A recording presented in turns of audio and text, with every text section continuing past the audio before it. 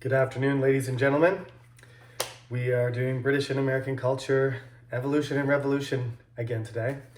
This would be the first lecture for week 4. um, just so you know, I will release all the quiz results to your email. So as long as you typed in your correct email, you will get your result. But as soon as you finish your quiz, the instant you submit it, there's a button and you can check your score. All right, so if you didn't bother checking your score, next time just click that button and you can see how you did. As I said, the grade curve was normal. A few people made mistakes, didn't understand, handed in their quizzes late. A few people emailed me, said and they slept in, stuff like that. Well, don't sleep in. Again, 5 out of 6, so make sure you do the next 5 and you'll be fine. The next quiz is not this week, it's next week. So we're going to do a couple lectures this week and then one, the early lecture next week to wrap up some stuff, and then we'll do the second quiz, okay? So we're working on chapter 2 on Friday. I talked to you about the chain of being. I want to get more specific today about what happens when the Norman conquest happens in 1066. So the last king we talked about was Edward the Confessor, and he grew up in Normandy, and because there was no appropriate person, there was no heir to the throne, he ended up being brought back from Normandy. And he had a relatively stable rule for about 20 years, but he was very pious. He was more concerned with going to church and with administration. He wasn't a warrior king. So during his reign, there was a very powerful earl named Godwinson, and him and his sons caused lots of trouble for him. He wanted to get rid of them, but he wasn't able to do that. So Edward the Confessor was the king, but a lot of the power was in the hands of this, very powerful noble named the Earl of Godwinson, okay? He had several sons, and as Edward got older, it became apparent that even though at one point they were actually banished, Edward couldn't keep control over them, didn't have enough power to restrain Godwinson. So when Edward died, nobody knows for sure, but the report was that when he died, he gave the kingdom to Harold. Harold Godwinson was Earl Godwinson's son. So the new king of England was Harold. Now, not very many people like this because Harold is not related to Edward. In fact, he's not related to any of the Anglo-Saxons. The Danish, who several generations before, not even just 2 generations before the great King Canute, a Swedish king, was the king of England, they said that they had a right to the throne as well because there were relatives of Canute.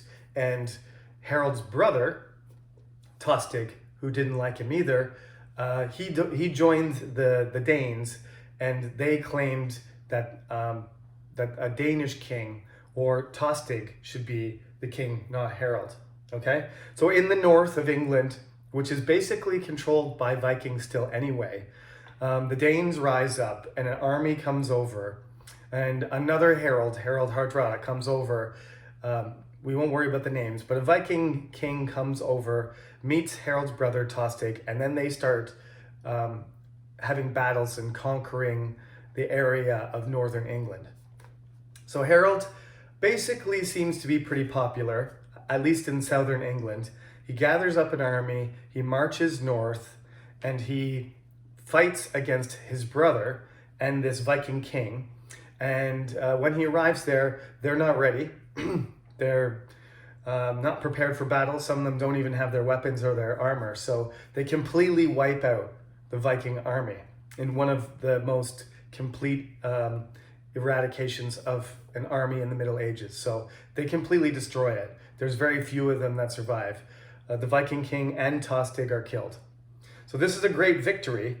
But after that, Harold sends all of his men back to the fields, because this is most of these men have land and they're farmers or tradesmen or knights, and they have homes that they have to take care of. So he starts to disperse them, and he makes his way back down towards London. While this is happening, William, he is a dork because he's a bastard. Dork means an idiot, but he is the Duke of Normandy. And this is where it gets complicated. His great grandmother was the wife of an Anglo-Saxon king, Edmund Ironside. So through his mother's line, through the female line, he is related to Anglo-Saxon kings, whereas Harold is not. Okay? Plus, there's a story that Harold was in Normandy and he got captured by, a count in his adventures in Normandy, and William rescued him, and then they fought some battles in Normandy, and Harold promised to recognize William as the future king if Edward died. That's the story, okay? So William thinks that Harold broke his promise. Harold is the King of England. He thinks that the Duke of Normandy is an invader. He just fought the Vikings. He just sent his military home. But right at that time, William comes across the channel and lands in Sussex, which is the land of the Southern Saxons. So he lands there. Harold gets all of his army back together, marches as fast as he can, and meets William at a place called Hastings, right? Now, whether this was a good idea or not is not important. This is not a history class. The important thing is they had a battle. It looked like the Anglo-Saxons were going to win, even though they were exhausted and they were less organized. But the superior organization and leadership of the Normans, and the fact that they were a little bit fresh compared to marching and fighting all over the place for the last few months, they won and they killed Harold. When Harold dies, the army runs away. So William and the Normans, they don't speak English, they only speak French. They move into London, they circle around London, and then they take over London. There was a possibility that the English could have kept fighting, but they had no king, right? They had a dead king, and then they made a new king, and then he died, and the brother of the new king is also dead. So they're kind of already, they're leaderless. So they accept William, and William seems to be willing to accept them too.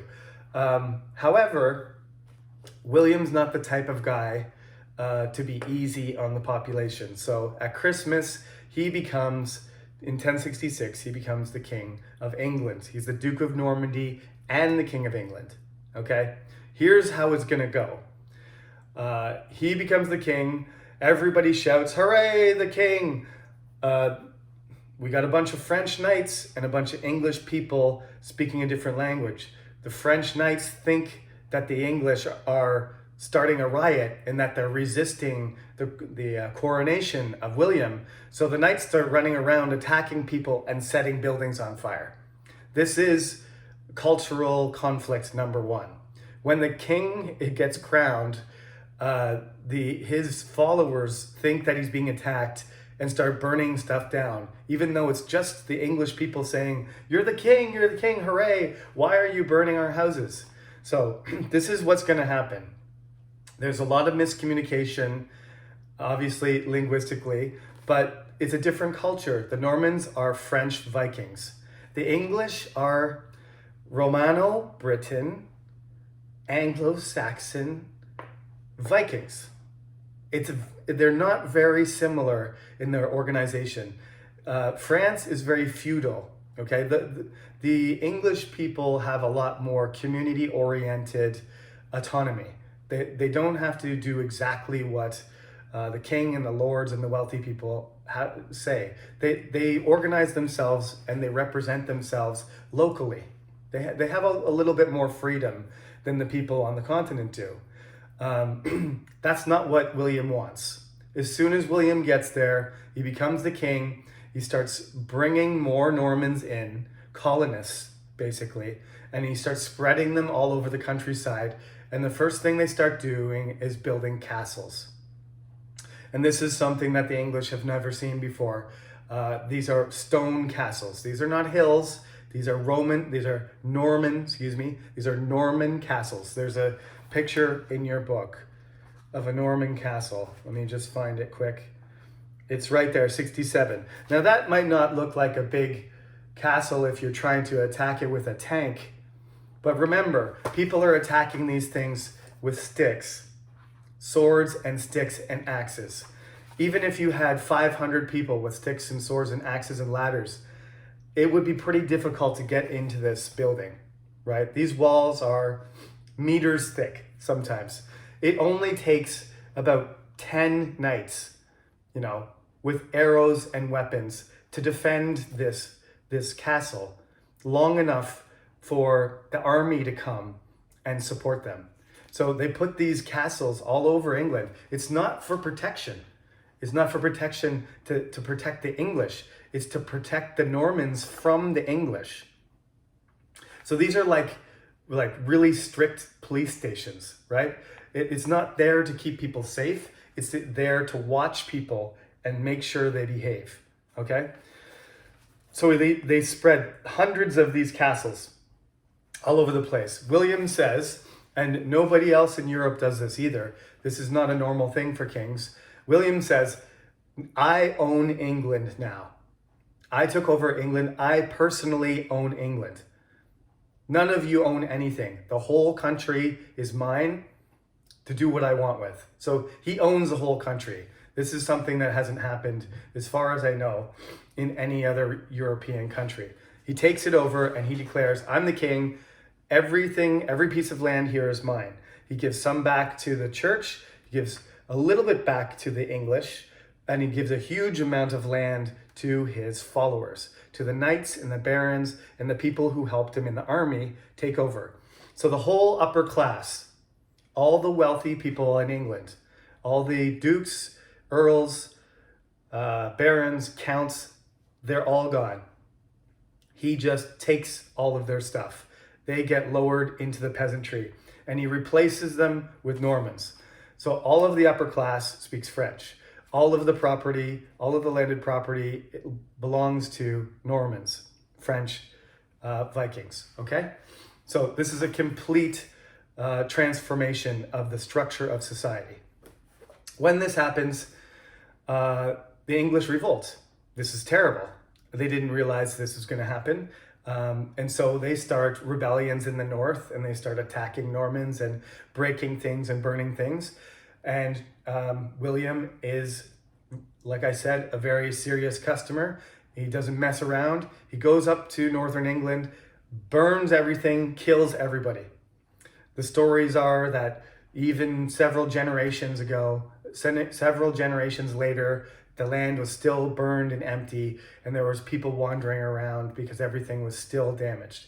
He just wiped out a huge swath of the north, the people that were primarily Danish and Anglo-Saxon who wanted to resist him. He decided the best thing to do was burn everything down and kill everybody so they'd never cause problems again. This is called the harrying of the North, and this is one of the things that makes his reputation quite negative, because this is pretty much mass murder, what he does. People say stories of, they're walking, they pass through the countryside and there's old people crawling around and, and young people starving on the side of the road, and it's just completely destroyed. So that's what William did.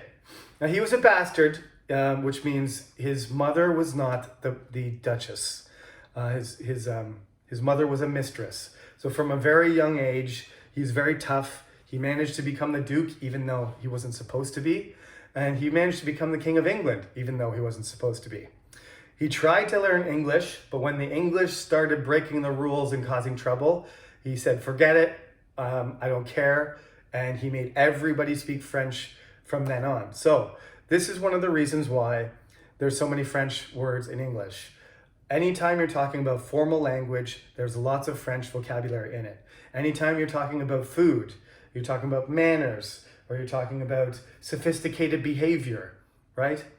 When you're talking about conversation, these are words that are coming from French. Like conversation is a French word, okay? Talk is not. Conversation is.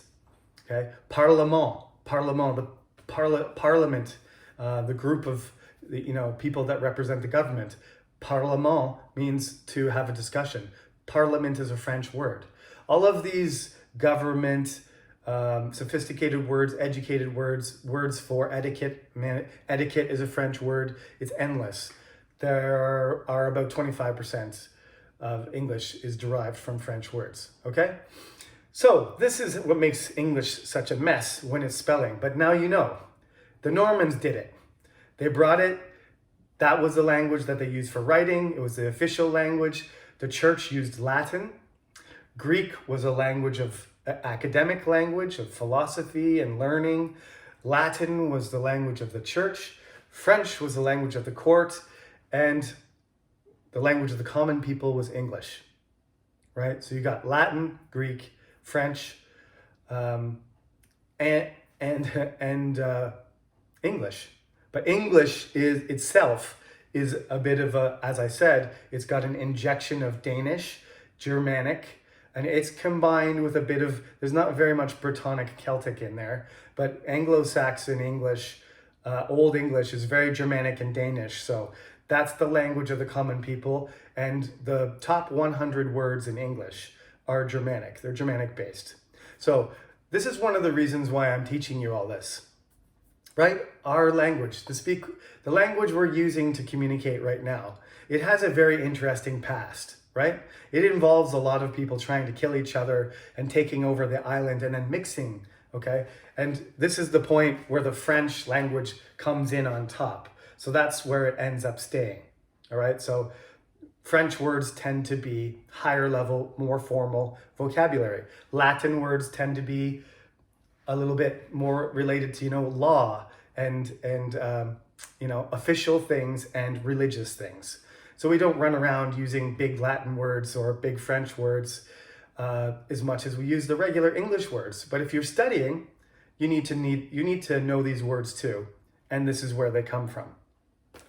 So one of the most important things that the Normans did was they took over the entire country. They reorganized it into counties.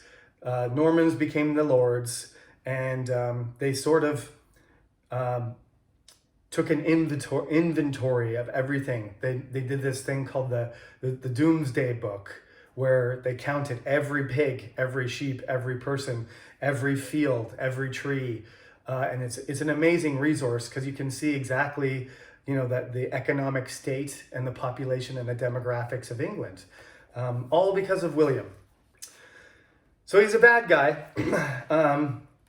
And later on he was hated because he was perceived to be a conqueror who took away the freedom of the English people. But gradually, the Norman upper class is going to intermarry and be absorbed because there's not as many of them. There's not enough of them for them to continue to dominate. So although they're the dominant culture and they're oppressive, it doesn't take very many generations of English kings speaking French to start learning English and start having English speaking and arranging, alliances and marriages and partnerships with English people until they essentially disappear.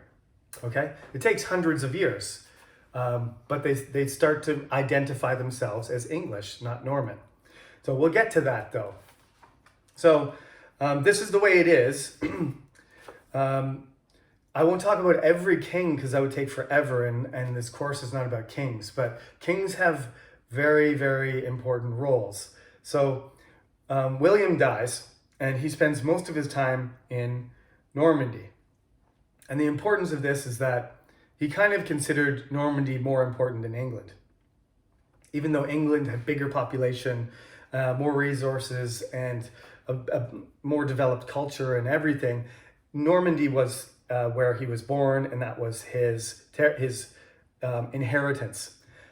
So he actually gave Normandy to one son and England to the other. But the son in England died in a mysterious accident, and then the next son, Henry, decided to fight Robert and defeated him in Normandy. So Normandy and England became had one king again, became one territory. And Henry the First is interesting because he is very, very willful, stubborn, almost he's mercurial. He has a crazy temper, and he fights all the time with everyone. He decides to promote one of his close associates, an official named Thomas Becket, to the Archbishop of Canterbury, which is the highest position in the church. And I know I'm telling a lot of stories today, but the stories are pretty interesting. When he was an official and he was working in the king's court, they enjoyed hunting and drinking and talking together. So he thought it was a good choice. He made him the Archbishop of Canterbury, thinking that when he said things as the king, that Thomas Becket would just go along with it because they were friends. However, when Thomas Becket became the Archbishop, he decided to actually follow the rules of the church. And he had his own agenda. He wanted to be a good bishop. So when the king asked him to do stuff that was kind of against, Christian morality or behave in a way that wasn't appropriate for an archbishop, he refused. And this drove Henry crazy. The guy supposedly would get so angry that he would spit and yell, and then sometimes he would get down on the ground and chew the carpet. Because he was so angry, he would start chewing the carpet. Imagine this guy was your king. Like, you imagine a president like, Joe Biden or Moon Jae-in, like getting so angry that they just start eating the carpet. Well, these are the kinds of leaders that you have in medieval times. He was a great leader sometimes, but sometimes he chewed carpets. Supposedly, in one of these rages, Becket ran away because he was afraid of the king for a few years, but then he came back and tried to keep doing his job, and he was so frustrating to the king that supposedly he said, "Will not somebody rid me of this turbulent priest?" Which means, will somebody not just take care of this guy, this archbishop that keeps causing me trouble? Supposedly he said this, not directly to anybody, but he was drinking and eating or something, and then he said it. And a few of the king's men heard this and thought, hey, if we get rid of this guy, the king's going to give us a reward, maybe some money, maybe promotion, make us a count or something like that. We'll see. But anyway, we'll get the king's favor if we do this. So off they go to Canterbury, and they find Thomas Becket in Canterbury, and they say, "Come with us. The king wants to have a word with you." And he said, "I'm not going anywhere." And they said, "You better come with us now, or else." And then I guess he was praying right in the middle of the cathedral at the shrine, and he refused to move. And other priests and acolytes and clergy would have been coming to see what's going on. So the assailants, I believe there was 4 of them, they decided, perhaps in panic, that they needed to just get rid of him. So while he was praying and kneeling at the altar, they chop his head in half and leave him, with his head split open, bleeding on the floor. And they run away. People find out about this, and everybody in Europe is shocked. This is like John F. Kennedy being shot. This is, instantly, not instantly because it's medieval times. It's the story spreads all over the place. It goes all the way to the Pope. It goes all the way to Spain and Germany. Everybody hears about it. Thomas Becket is sometimes called the first English celebrity because everybody knows the story. Now, of course, part of this story is Henry VIII has a crazy temper and does things that he shouldn't do. But the main point of this, other than the fact that their celebrities exist in the medieval period, the main point is that there is a struggle between the power of the church and the power of the monarch. Who has more power over the people? The church or the state? The king or the pope or the archbishop? In this case, it looks like the king does because he just killed the archbishop, but the reverse happens because he actually gets punished by, in public, they whip him. The king lays down, gets down on all fours, and they whip him as punishment, and he has to pay penance for what he did. It's a pretty horrible, shocking event, and the whole population is furious about what happened. So the king gets punished, and this is a significant moment in that, when, powerful leaders do terrible things like that, it's very uncommon for them to be punished in any way. And then, like this, get forgiven and continue. So he paid the price. He was publicly humiliated and prayed for forgiveness, and then he continued to reign as Henry I. Very interesting moment in the history of English culture. So this is just another moment in the kind of evolution of the people actually, like the king actually has to be responsible to the people, and you can't just do whatever you want. Okay? So power sharing with the people on page 73 is the next part there. I want to talk about this too. I briefly mentioned Richard the Lionhearted because of the Crusades, but he's really not that important in a larger sense, just that he was probably the most famous king of any country that went to the Holy Land, just because he fought against an Islamic leader called Saladin, who was never defeated by anybody else. But they both were very talented and chivalrous and intelligent and powerful, and they fought each other. And Richard was the only one who was able to stop him and defeat him several times.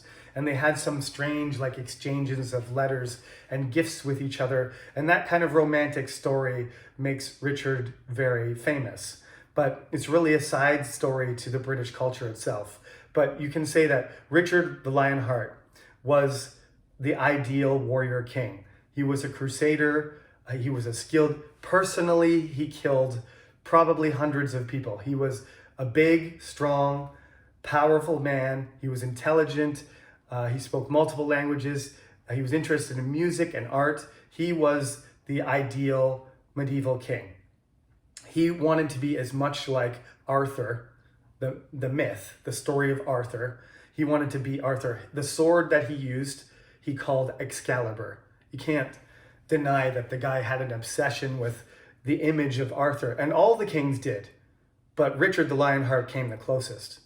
He was the most like real life Arthur, except for the fact, well, Arthur also had his faults. So I can say he insulted a lot of people. Richard insulted a lot of people, and he wasn't very patient, and there were some other things. But Arthur wasn't supposed to be a perfect person either. So anyway, Richard was the king, but he was never in England. He was in England for like a year, and he spent all of his time fighting in the Crusades or fighting in France, and then he was shot with an arrow and he died.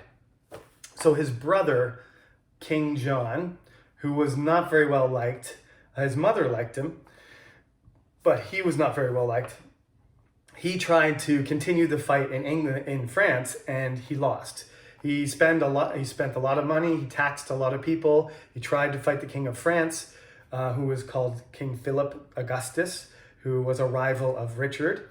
But John just didn't have the ability, the intelligence, the support that Richard did. He wasn't as good a fighter personally, and he lost. And paying a lot of money for wars that you lose is very unpopular. So he was very unpopular just basically because the English were paying lots of taxes and John was losing. Okay, the French were beating him. They were paying money to lose. So they just wanted to stop. But John wanted to keep the land in France. He wanted Normandy and Aquitaine and Poitou. He wanted those lands that belonged to his parents. He wanted them, so he kept taxing and kept fighting, but he lost them. The barons got sick of this, of being taxed, and John was also a selfish, what can I say? In Korean, you'd say kind of a piante. I know that's a bad word. He was a predatory person. He would go around, and he was king, so he would try to take people's daughters and their wives, and he was very disliked because he was insulting, and he would take any woman he wanted as a mistress, even if she was married, even if she belonged to somebody else or she was somebody's daughter. He didn't care, and this made him very, very unpopular. People detested him. One, because he was taxing and losing. Nobody likes a king who takes all your money and then loses wars, and also insults you and takes advantage of the woman. So there was a breaking point. There started to be a rebellion, and he lost control of the country, and a group of barons made some demands, and he was unable to fight against them because he didn't have enough support. So they met in a place called Runnymede, and the barons brought this document called the Magna Carta, and on the document it said that all citizens, everyone in England, every man and woman in England is under the law. And there was a list of things that you were not. It's basically habeas corpus. You're not allowed to be tortured and killed without a trial. You have basic rights. You have to consult the barons when you're making decisions, and you can't arrest somebody or kill somebody without cause. And the king is also has to behave according to the law. The king is not above the law. All these things are written into Magna Carta. Now, it doesn't really protect peasants or slaves or give rights to women or anything like that. It's just saying there are some basic rules that you have to follow, especially the king. You're just like one of us. You're the leader, but you have there's certain laws that all of us have to abide by, and you can't just break them without cause. There has to be trials, and there has to be representation, and there has to be judgments, and you can't just execute or take action without proper legal cause. This is the basic document that starts the whole process of English people gaining human rights. Very few human rights there. It's really just for the upper class mostly. And John signs it. He doesn't want to sign it, but he signs it. And then, shortly after that, he writes to Pope and said, I didn't want to sign it, just, cancel the whole thing. And he tries to cancel it, but it never goes away. Every king has to reassert it and recognize it. So he fails in canceling it. So the Magna Carta is the beginning of the whole process of a more egalitarian society in England. So it's one of the most important moments. So from this lecture, I need you to remember two dates. 1066, the Norman Conquest. William kills Harold. He becomes the King of England and the Duke of Normandy, and the upper class in England speaks French. French has now arrived, and if you want to be anybody, you have to use French in England for several hundred years. Secondly, in 1215, an unpopular king named John tried to fight against France to keep his great-grandfather's lands, William's lands in Normandy and Aquitaine, but spends a lot of money, taxes very heavily the people, but loses. And then through his own terrible personal behavior, makes pretty much everybody who's important angry at him. And so they gather together and they force him to sign a document. In 1215, he signs the Magna Carta. And that date, although that date itself, nothing great happened for quite a long time. Generations of people still had to deal with bad, rules and abuse. Gradually, people would say, that's in Magna Carta, and they would refer back to the Magna Carta as the start of the process of making a society built around, rules, around natural rights and equality. So that's the important stuff for today. Next class, the Great Famine, the Black Death, and the Peasants' Revolt, and how that will also dramatically change the culture of England and of all of Europe. Okay, thank you everybody for listening. If you have any questions, as always, please send me an email and I'll get back to you as soon as I can. What should I say? Have a good week.